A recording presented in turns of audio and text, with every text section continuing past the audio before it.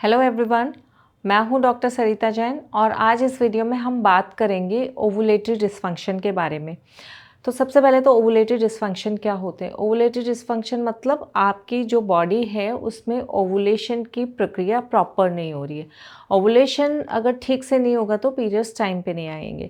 अगर ओवुलेशन बिल्कुल नहीं है तो पीरियड्स बिल्कुल भी नहीं आएंगे, और थोड़ा डिस्टर्ब हो रहा है, टाइम अगर ज़्यादा हो रहा है, लेट हो रहा है, तो फिर उसमें पीरियड्स इरेगुलर होंगे, डिलेड होंगे। तो इसके लिए एक क्लासिफिकेशन है जिससे कि ये समझने में आसानी रहे कि आपका जो डिस्फंक्शन है वो कौन से लेवल का है, कौन से कैटेगरी में आएगा, और उसमें कौन कौन से टेस्ट एबनॉर्मल होंगे और आपको उसमें क्या ट्रीटमेंट से हेल्प मिल सकती है। तो इसके लिए WHO ने एक क्लासिफिकेशन बनाया है जिसे हम WHO classification of ovulatory dysfunction बोलते हैं।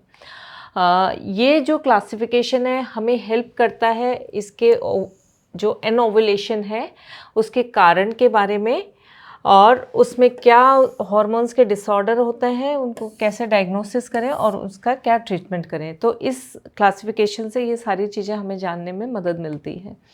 तो जो ये WHO का क्लासिफिकेशन है ओवुलेटरी डिस्फंक्शन, इसमें मेनली 3 ग्रुप में डिवाइड किया हुआ है ओवुलेटरी डिस्फंक्शन को, और चौथा एक ग्रुप और एडिशनल ग्रुप है।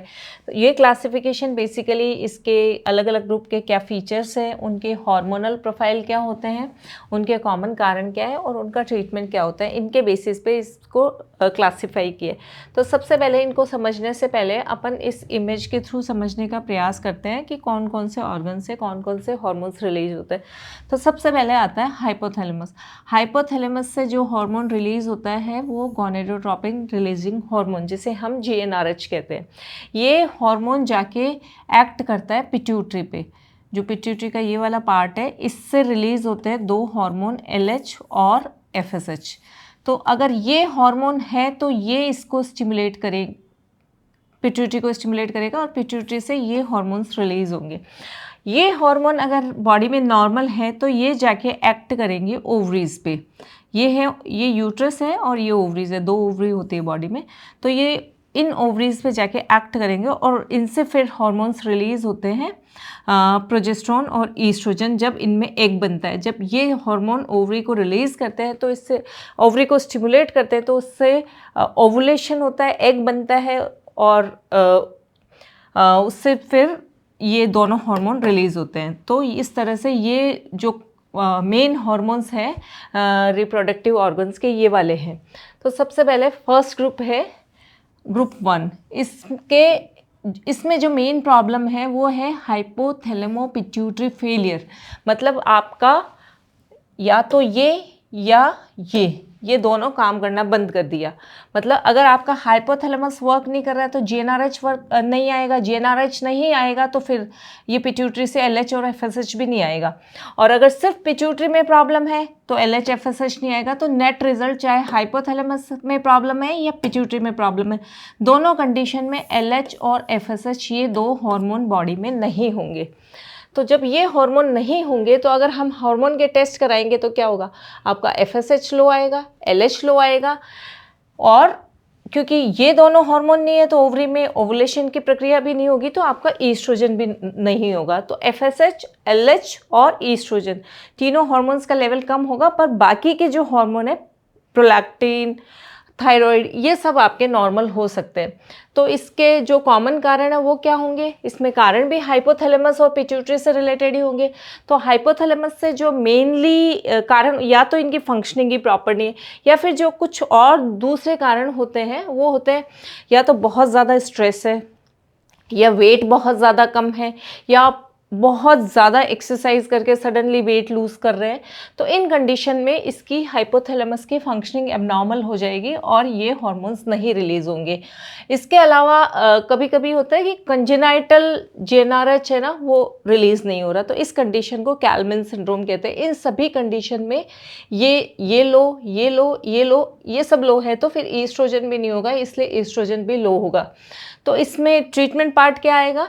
ट्रीटमेंट में आपको जो इसके कारण है मेनली उनको एड्रेस करना है। अगर स्ट्रेस ज़्यादा है तो आप स्ट्रेस को कम करने के लिए मेडिटेशन, योगा, या जो भी स्ट्रेस रिलीजिंग जो भी चीज़ें हैं आप उनको यूज़ करें। और वेट अगर आपका बहुत कम है तो आप वेट अपना बढ़ाएं, बहुत ज़्यादा एक्सरसाइज कर रहे हैं तो थोड़ा सा कम करें, या फिर अगर आपका कंजेनाइटल हार्मोन एब्सेंट है तो आप बाहर से जीएनआरएच, मतलब अगर बॉडी में जीएनआरएच नहीं है तो आप बाहर से जीएनआरएच ले सकते हैं। अगर जीएनआरएच नहीं लेना, क्योंकि इसको लेना उतना आसान नहीं होता, तो उस कंडीशन में आप एलएच और एफएसएच ये भी बाहर से लिए जा सकते हैं। सेकेंड जो ग्रुप है वो है हाइपोथैलेमिक पिट्यूटरी ओवेरियन डिसफंक्शन। इसमें क्या होता है कि आपके हॉर्मोन्स तो बॉडी में है, मतलब हाइपोथैलेमस भी वर्क कर रहा है, आपका पिट्यूटरी भी वर्क कर रहा है, तो जीएनआरएच भी होगा, एलएच एफएसएच भी होंगे, पर इनका डिसफंक्शन है।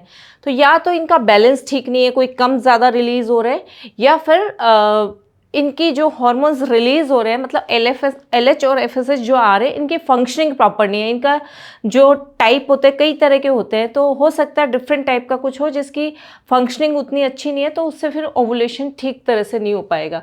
और जो ये वाला ग्रुप है ये मोस्ट कॉमन ग्रुप है, ये उतना कॉमन नहीं है, ये उतना कॉमन नहीं है, पर group 2 is very very common, it is most common group among all the ovulatory dysfunctions. तो जो पीसीओएस है वो इसी ग्रुप में आता है और मोस्ट कॉमन डिसऑर्डर है ये। और कई बार पीसीओएस के अलावा भी आपके जैसे ओवुलेशन टाइप पे नहीं हो रहा, पीरियड्स डिलेड हो रहे, तो इस कंडीशन में हाइपोथैलेमिक पिट्यूटरी का कुछ थोड़ा बहुत डिसफंक्शन हो सकता है, मतलब हार्मोन्स कम ज़्यादा हो सकते हैं, उनका सब टाइप कुछ ऐसा हो सकता है जो प्रॉपरली वर्क नहीं कर रहा।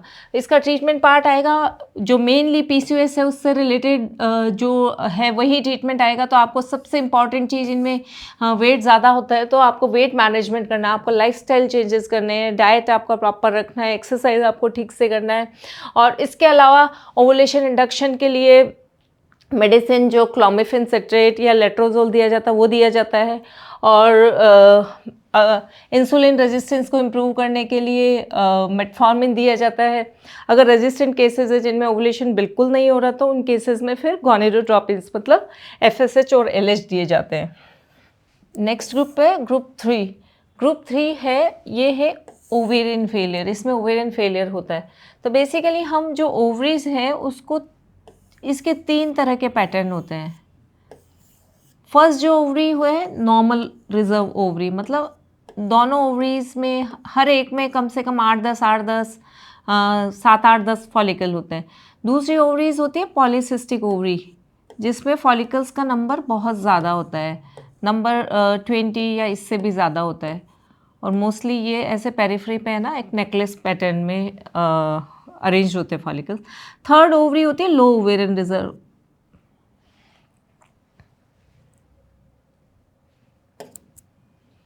थर्ड ओवरी है लो ओवेरियन रिजर्व, जिसमें या तो फॉलिकल बिल्कुल भी नहीं होते हैं या 1-2 फॉलिकल होते हैं, तो ये मेनली वर्क नहीं करती हैं। तो जो ये वाला ग्रुप है ग्रुप 3, इसमें ओवरीज में फॉलिकल्स नहीं होते। फॉलिकल्स नहीं होने के कारण इसमें ईस्ट्रोजन का लेवल होता है वो लो हो जाता है, बिल्कुल ऑलमोस्ट ना के बराबर हो जाता है। तो जब बॉडी को ईस्ट्रोजन नहीं मिल रहा है तो ऊपर से ब्रेन से सिग्नल्स आते हैं ज़्यादा हार्मोन रिलीज करने के लिए, तो एलएच और एफएसएच का लेवल इसमें बढ़ जाएगा। तो जो थर्ड, जब ओवरीज वर्क नहीं कर रही, इस तरह का पैटर्न जब है तो आपके ये और ये हार्मोन एलएच और एफएसएच इनका लेवल बढ़ जाएगा। और क्योंकि ये हार्मोन नहीं है ईस्ट्रोजन तो इसका लेवल लो हो जाएगा। जो इसमें है ग्रुप 3 में एलएच का लेवल हाई होगा, एफएसएच का लेवल हाई होगा और ईस्ट्रोजन का लेवल लो होगा।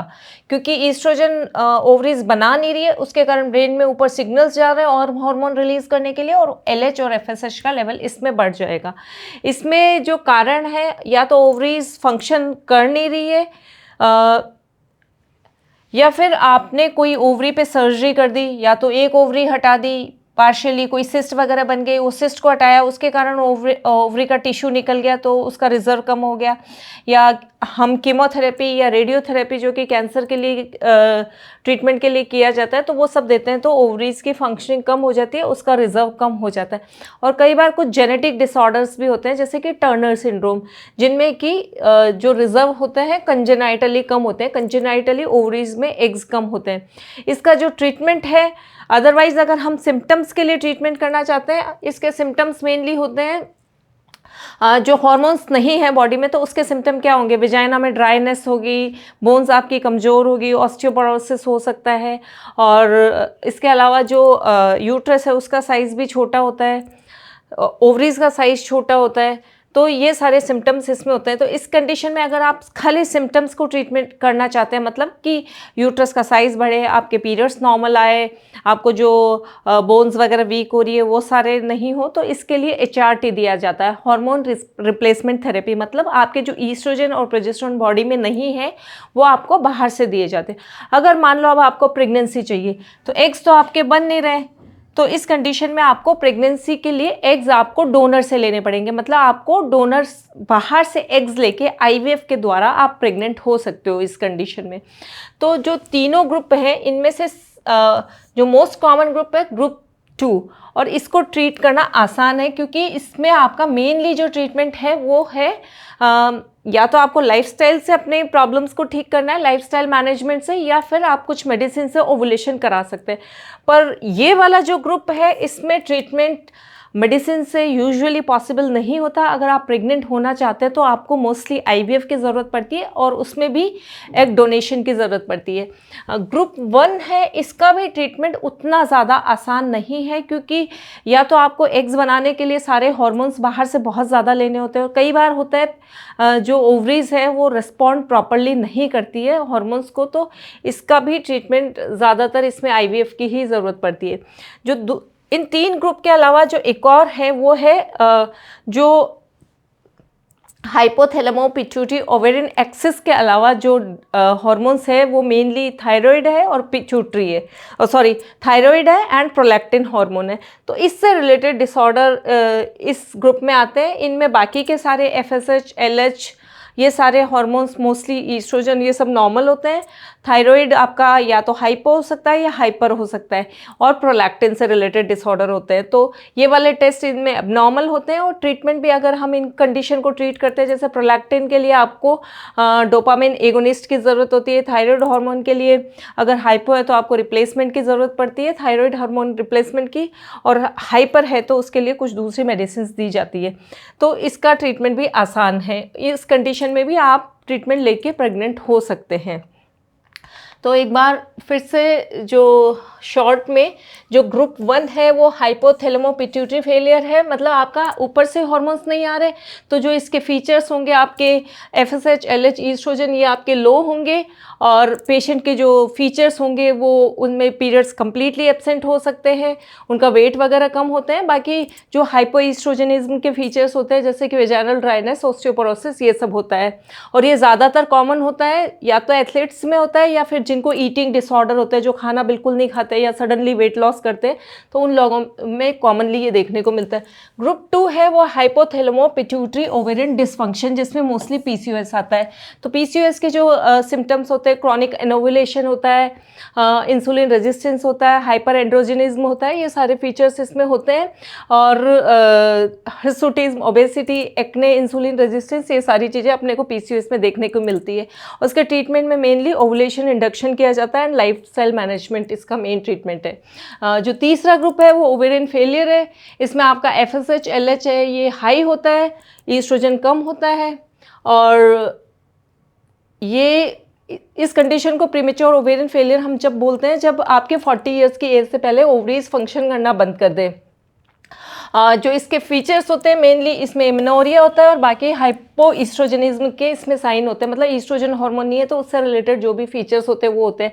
ट्रीटमेंट इसका, आपको प्रेग्नेंट होना है तो आपको एग डोनेशन की मेनली ज़रूरत पड़ती है। बाकी के जो है प्रोलैक्टिन से रिलेटेड, थायराइड से रिलेटेड, इनका ट्रीटमेंट जो हाइपर प्रोलैक्टिनीमिया है उसके लिए डोपामिन एगोनिस्ट देते हैं, और थायराइड के लिए हाइपो और हाइपर में जो प्रॉपर ट्रीटमेंट होता है वो दिया जाता है। तो इन सब कंडीशन में प्रेगनेंसी होना आसान होता है।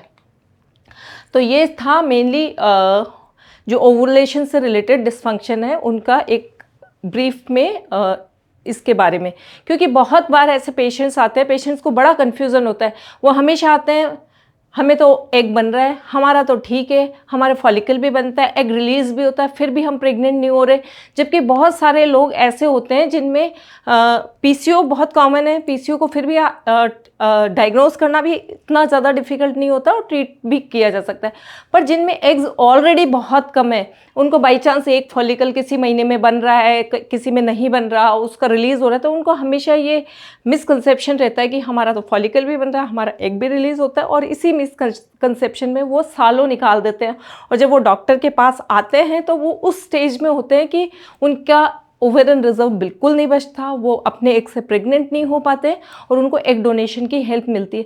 तो आपको अपना कितना रिजर्व है वो आपको पता होना चाहिए। इसके लिए आप एक सोनोग्राफी करवा सकते हैं और एक AMH टेस्ट है वो करा सकते हैं, ताकि आप अननेसेसरी डिले नहीं करें और आपको फ्यूचर में एग डोनेशन की हेल्प ना लेनी पड़े। Thank you.